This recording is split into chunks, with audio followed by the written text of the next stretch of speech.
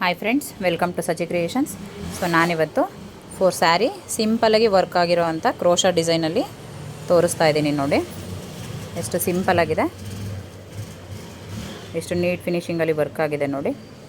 ಸಿಂಪಲಾಗಿದ್ದರೂ ಕೂಡ ತುಂಬ ಚೆನ್ನಾಗಿ ಕಾಣಿಸ್ತಾ ಇದೆ. ಸೆಕೆಂಡ್ ಬ್ಯಾಚ್ ಸ್ಟಾರ್ಟ್ ಆಗಿದೆ ಅಂತ ಹೇಳಿದೆ. ಸಾಟರ್ಡೆಯಿಂದ ಕ್ಲಾಸಸ್ ಸ್ಟಾರ್ಟ್ ಆಗಿದೆ.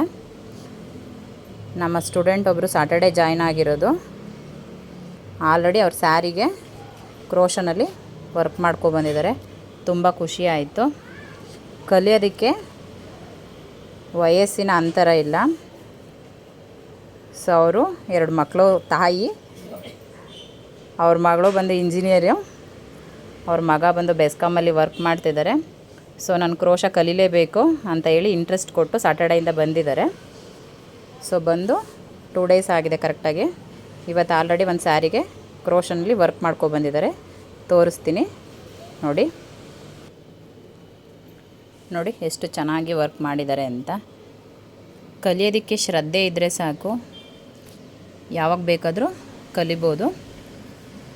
ನನಗಂತೂ ತುಂಬ ಇಷ್ಟ ಆಯಿತು. ನಿಮಗೂ ಇಷ್ಟ ಆಗಿರುತ್ತೆ ಅಂತ ಅಂದ್ಕೊತೀನಿ. ಯಾರಿಗೆಲ್ಲ ವಿಡಿಯೋ ಇಷ್ಟ ಆಯಿತು ಲೈಕ್ ಮಾಡಿ, ನಮ್ಮ ಚಾನಲ್ನ ಸಬ್ಸ್ಕ್ರೈಬ್ ಮಾಡಿ ಸಪೋರ್ಟ್ ಮಾಡಿ. Thank you.